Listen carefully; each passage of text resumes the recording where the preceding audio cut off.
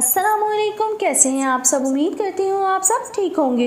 Welcome to my channel story corner. चलिए चलते हैं आज के किस्से की तरफ, जिसका मौजू है एक कांटे की खुदा से फरियाद।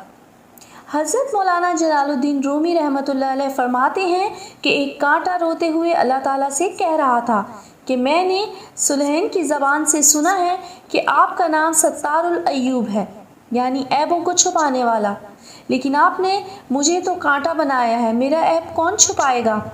हज़रत मौलाना जलालुद्दीन रूमी रहमतुल्लाह अलैह फरमाते हैं कि इसकी ज़बान हाल की दुआ में इतना असर था कि इसके ऊपर फूल की पंखड़ी पैदा कर दी गई ताकि वो फूल के दामन में अपना मुंह छुपा ले।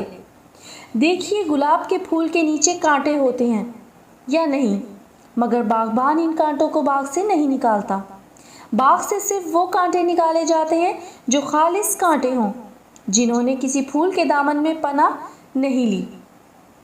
इसी तरह जो लोग अल्लाह वालों से नहीं जुड़ते, इनके लिए ख़तरा है, लेकिन जो गुनहगार अल्लाह वालों के दामन से जुड़ जाते हैं, इनकी बरकत से एक दिन वो भी अल्लाह वाले बन जाते हैं।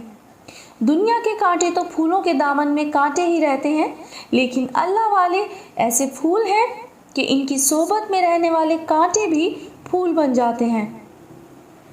उम्मीद करती हूँ ये ईमान अफरोज सबक आमूज सच्चा वाक़या आप सबको पसंद आया होगा। फिर मिलेंगे एक नए वाक़ये के साथ, तब तक के लिए अल्लाह हाफिज़। जाते जाते चैनल को सब्सक्राइब, वीडियो को लाइक और शेयर करते जाएं। शुक्रिया।